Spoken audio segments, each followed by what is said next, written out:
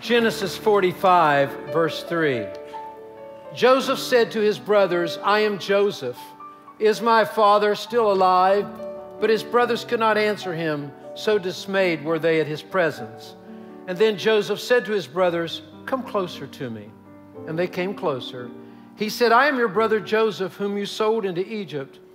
Now do not be distressed or angry with yourselves, because you sold me here, for God sent me before you to preserve life.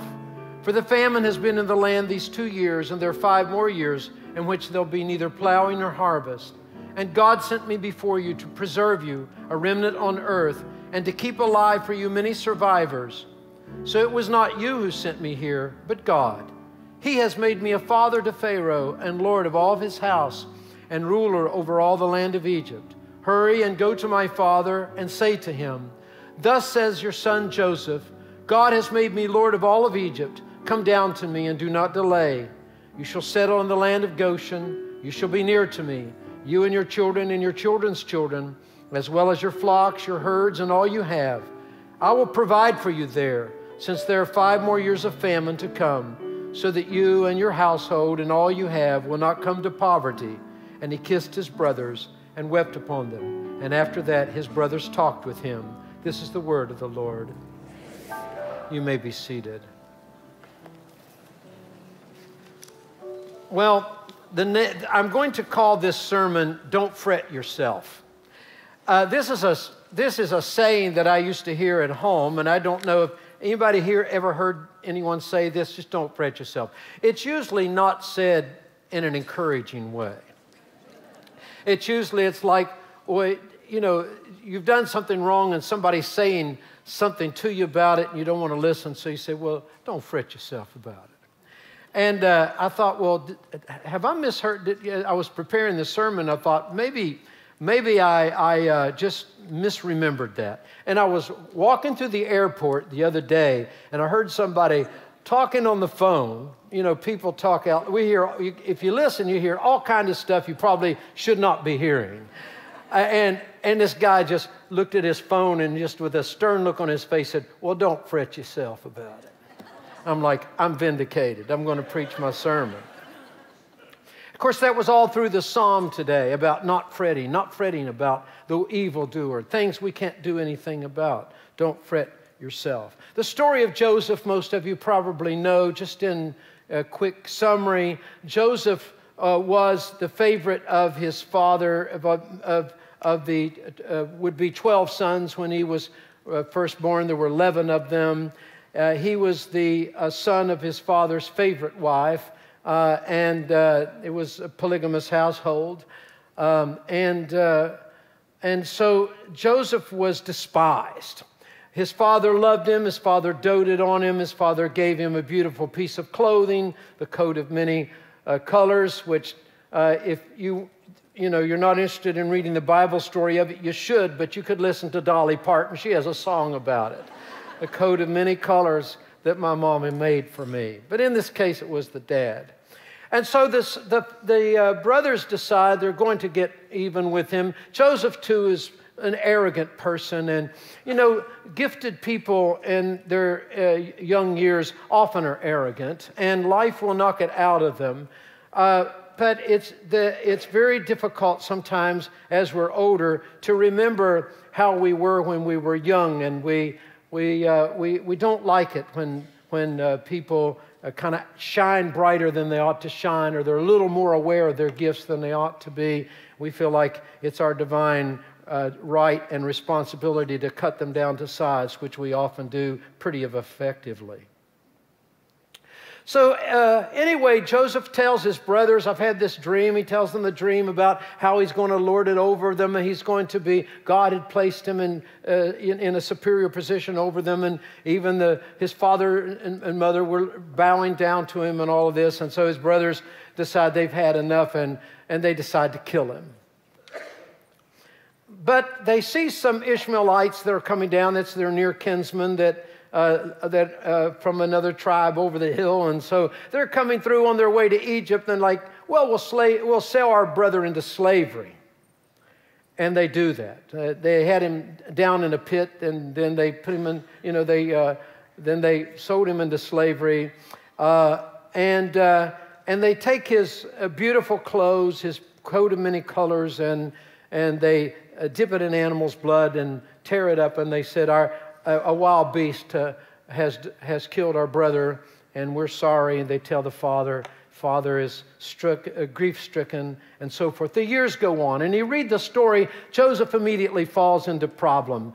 His gifts lift him up, and then life knocks him down. He goes through all kinds of changes in life, ends up in prison through being accused of a crime that he did not commit. And then in prison, God gives him favor, and then but he languishes there, and then he helps people, and he begins to use his gifts to help people get out of prison and to be restored to society. But the years pass, and he doesn't get that opportunity. And then finally comes the moment where Pharaoh himself, the king of the land, needs help, and someone tells him about this man in the prison who seems to have such visionary insight and such wise way of dealing with life. And the Pharaoh calls him up and makes him the prime minister of the whole land.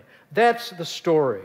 Now, when we look back at Psalm 37, that we read this morning, just kind of going over that a minute. It said, do not fret because of evildoers, nor be envious of the workers of iniquity.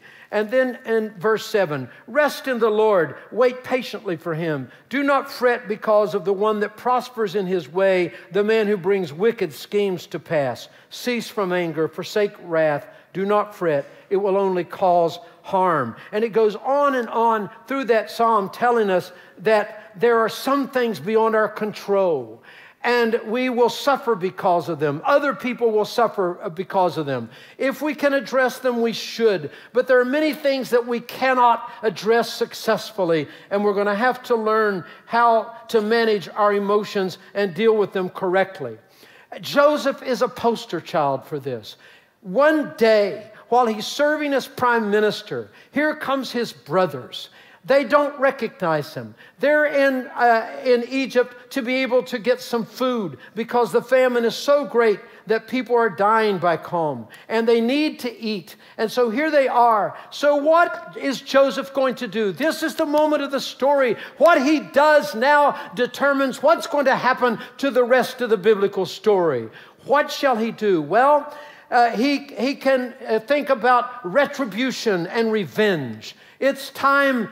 God has delivered my wicked brothers into my hands. It's time now to enact justice on them and do what is right and show them how evil because God has now given me the power to do that.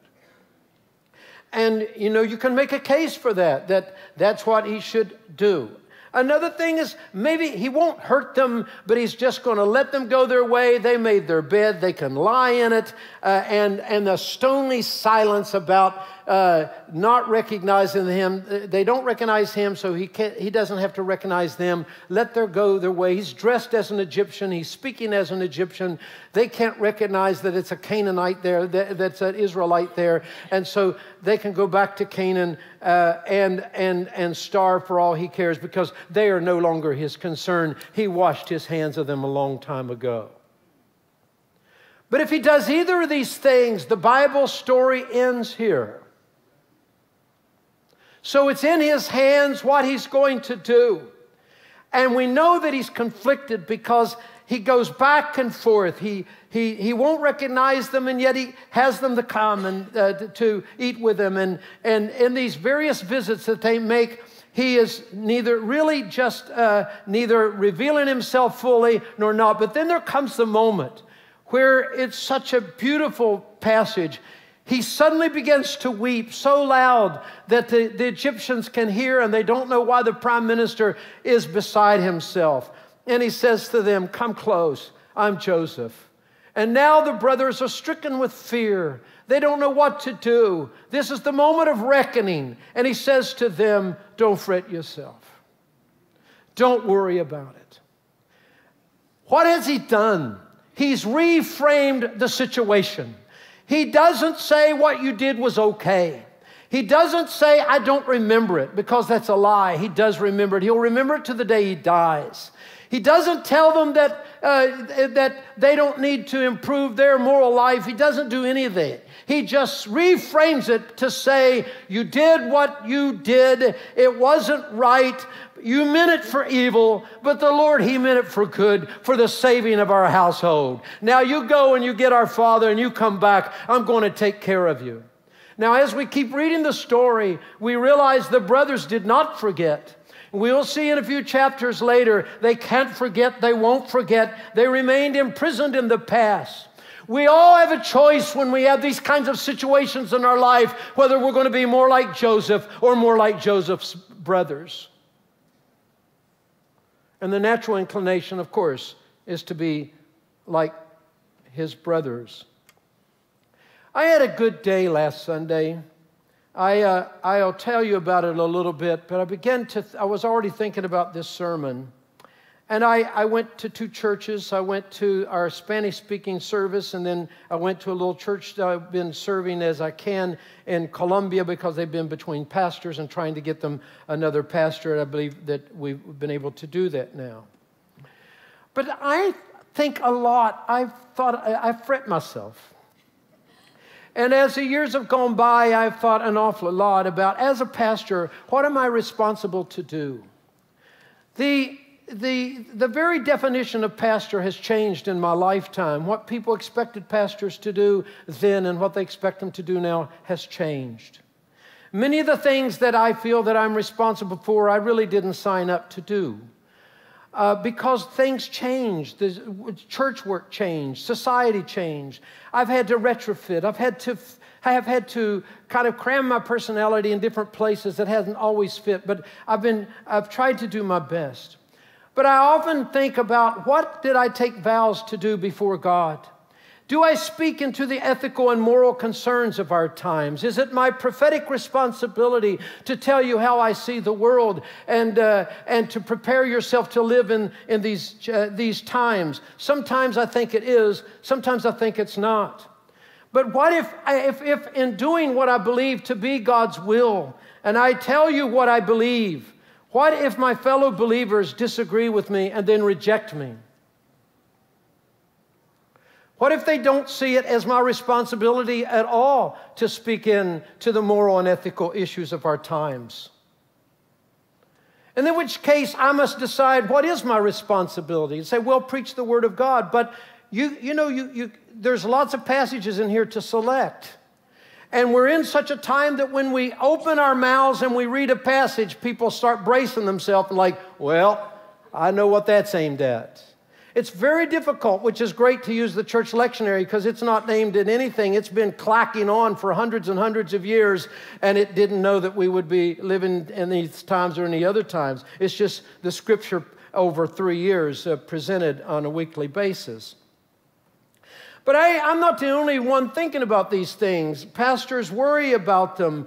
And on the other hand, what if people don't care what I preach? I might as well just, preach about Humpty Dumpty or whatever, because whatever I say, people are not listening anyway. They're looking on their phones, or they're thinking about the grocery list tomorrow or different. And so they've come and they've got their reasons for coming, but sermon isn't one of them for very many people. So who cares what I say or do? And so you can get in this kind of crisis of not knowing exactly what it is that we are called to do. And we realize in our times we're constantly thrust into situations in which we must decide whether we're going to agree with what people are saying, disagree what people are saying, or remain silent and not commit ourselves. And it's getting harder and harder because things are connected to people's passions in ways we couldn't imagine. Recreation, music, literature, everything seems connected in a way that you can find yourself thinking the best thing to do is to walk through life saying nothing, even to your loved ones and friends. And what do we do about the fact that in public life we are constantly now exposed daily to government leaders and the media outlets themselves who are immoral and unethical and who lie? Well, raging about it sure doesn't help, and no one will connect to you. They're not interested. The people that agree with you will be interested. The people who disagree with you will dislike you for saying anything about it. So what do you do? Well, there is something we can do. We decide to not lie ourselves. We decide not to pass on stories that we do not know if they're true or not. We decide to be morally and ethically upright to the best that we can ourselves. And in many ways, this is a Psalm 37 for our times. Don't fret yourself. When evil men prosper, they're in the hands of the Lord. You yourself do good and dwell securely in the land and do what is upright before the eyes of God. This is the psalm that the African-American chorus was taken from, that is such a piercingly beautiful song that says, the wicked shall cease from troubling, and the weary shall be at rest, and all the saints of the ages are going to bow at His feet and be blessed. You know it, you sing it. The wicked shall cease their troubling, and the weary shall be at rest, and all of the saints of the ages are going to fall at His feet and be blessed. Well, that's hope in an age to come that's different than the age now. But we can live that way now. What if we were just to stop talking about other people's opinions or taking other people's opinions as personal affronts? What if we could just share our own opinions without being angry at other people if they don't agree with us? What if we would just dedicate ourselves to unfretting ourselves? And I'm wondering what that would look like in Lent if we can just say, you know, the wicked going to cease from their troubling, and the weary going to be at rest, and I'm not going to wait until after death for that to happen. I'm going to live in the peace of the Lord right now. There's some things I just can't control. Many things about tomorrow I don't seem to understand, but I know who holds tomorrow, and I know who holds my hand. I'm going to live in the light of the coming age where Jesus is King, and all crowns are going to be laid at His feet, and I'm going to rest from my troubling right now. And, you know, I'll have to reset tomorrow.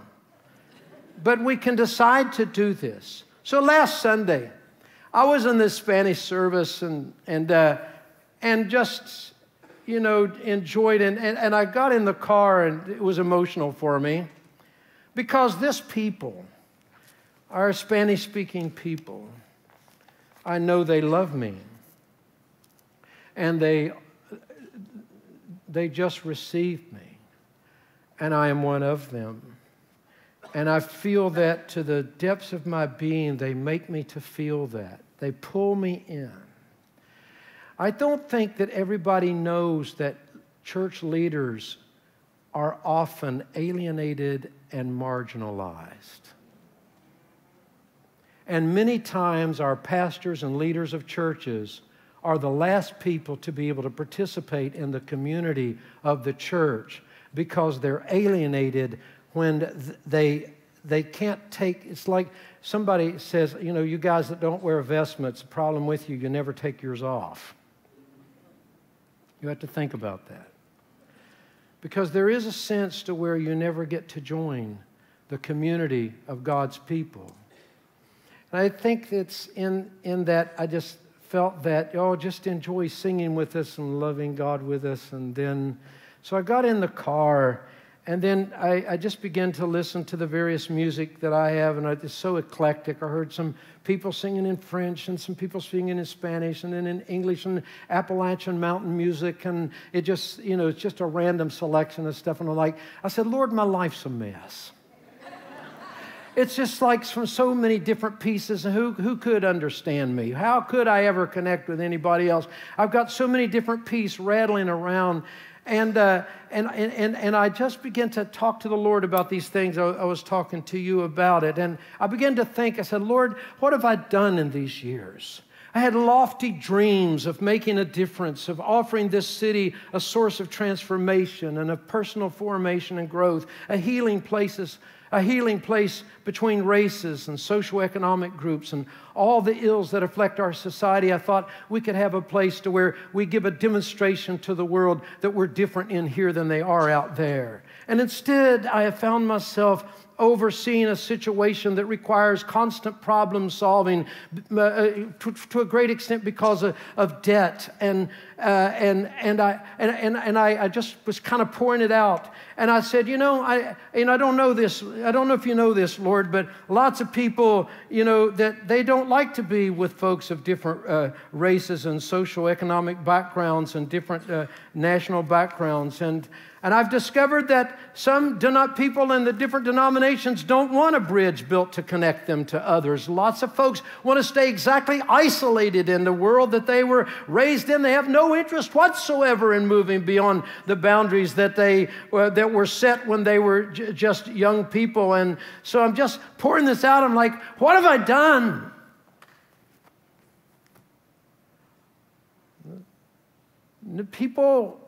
A lot of people make up stories to discredit the work of reconciliation because evil is constantly against the work of making peace between peoples. And good people get caught up in evil. It happens to us all. What do I do about this? And I think we do our best. And we know that we will pay a price when we try to live according to our conscience, when we try to live ethically and morally upright in an age of ethical degeneration and moral corruption. And we know that we mustn't be self-righteous because that's another trap. And sometimes we will just feel like moral paralysis setting in and alienation from nearly everything and everyone if we're not careful. But our disappointments often are the product of taking on God-sized projects, things that we cannot do, things that are beyond our pay grade. And we've got to realize this. I have to realize this. I can't heal the world of its afflictions. I can't heal you. I can submit myself to the ways of God, but that won't happen if I don't learn how to not fret, to leave results in the hands of God and do what I believe is right and righteous before God to do. And this is the path we all have. And constantly before us is, do we want to be a Joseph or do we want to be Joseph's brothers? I want to read to you something. My daughter Talitha lives in Phoenix, and a Christmas gift this year is she wanted me and her mother to answer a question every Monday and to write it down. And then at the end, she's publishing this for her and her sister. And so we never know what the questions are. And so this question last Monday is, what is the best shows you've been to? So I said, the greatest show I ever saw was the musical Les Miserables. It was one of the first musicals I ever attended, for one thing. My first musical was actually Mama, I Want to Sing. However, Les Miserables brought together so many pieces of my life, history and religion and French culture and music and sociology and literature and politics. I found it spellbinding. The main character, Jean Valjean, has had a real impact on my life, much more than many flesh and blood persons I've met, which has provoked a lot of speculation on my part about what personhood means.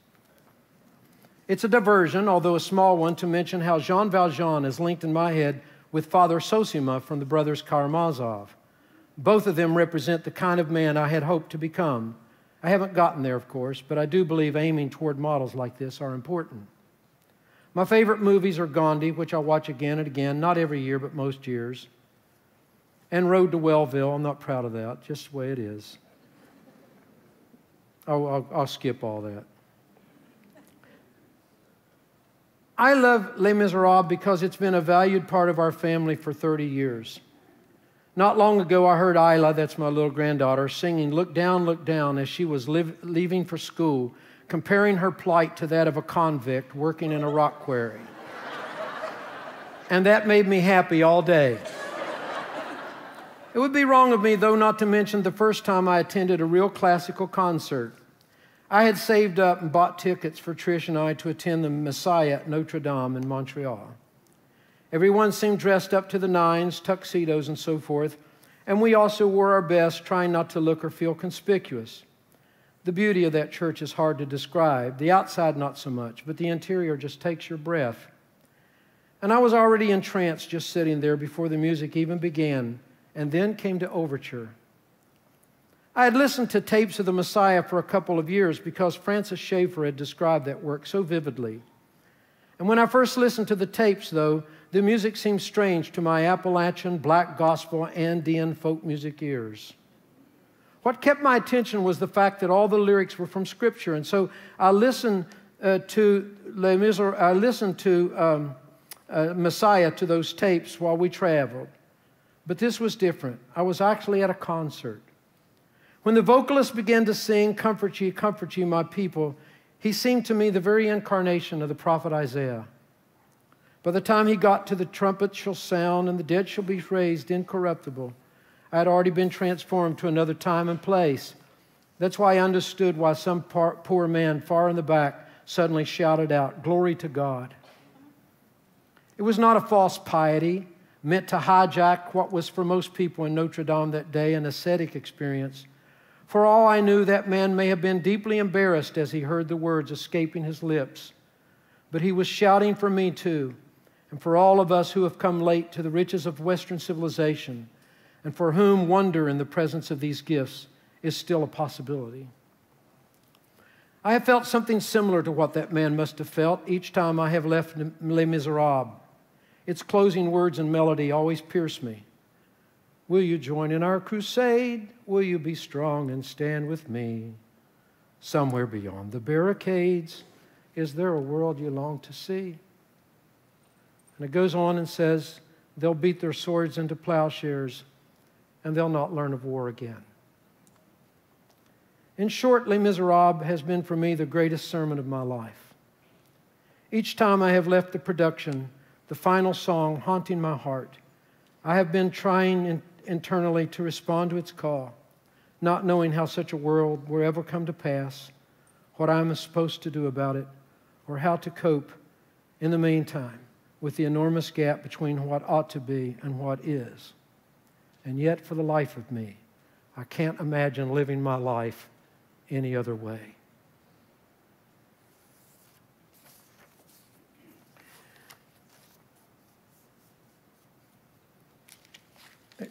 We're going to prepare for communion in just a moment. Let me read from today's gospel reading from the words of the Lord Jesus in Luke 6. I say to you, love your enemies. Do good to those who hate you. Bless those who curse you and pray for those who spitefully use you. To him who strikes you on one cheek, offer the other. From him who takes away your cloak, do not withhold your tunic. Give to everyone who asks of you, and from him who takes away your goods, do not ask for them back. And just as you want men to do for you, do to them likewise. Let me just go down to verse 43.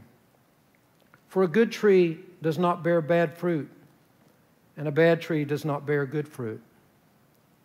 For every tree is known by its own fruit. For men do not gather figs from thorns, nor do they gather grapes from a bramble bush. A good man out of the good treasure of his heart brings forth good, and an evil man out of the evil treasure of his heart brings forth evil.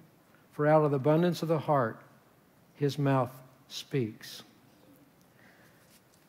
The word of the Lord teaches us, as we come to communion, so many things that seem paradoxical. One, it tells us that we're received even though we're sinful.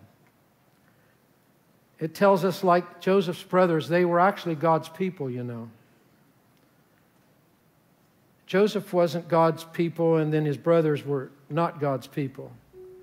They were God's people that didn't do things the way God told them to do it. And this happened throughout Israel's history, and it happens throughout the history of the church, and it happens to each of us. So the Lord sets a standard for us that we're supposed to keep reaching. And when we fall short, He tells us, don't fret yourself. Don't fret yourself. Get back up. Start over again. And sometimes good people that you love, that you respect, will suddenly just take something and knock the snot out of you. And you'll look and you'll say, why? And you're supposed to not judge them, because you may do that tomorrow to someone too, thinking you're doing God's work. And you're supposed to not fret yourself. You're supposed to ask for forgiveness when you've done wrong. You're supposed to extend forgiveness when wrong has been done to you. And you're supposed to keep walking, singing to yourself, the wicked shall cease their troubling, and the weary someday gonna be at rest. And all the saints of the ages are gonna fall at His feet and be blessed. Oh yeah, the wicked shall cease their troubling, and the weary shall be at rest. And all the saints of the ages gonna fall at His feet and be blessed.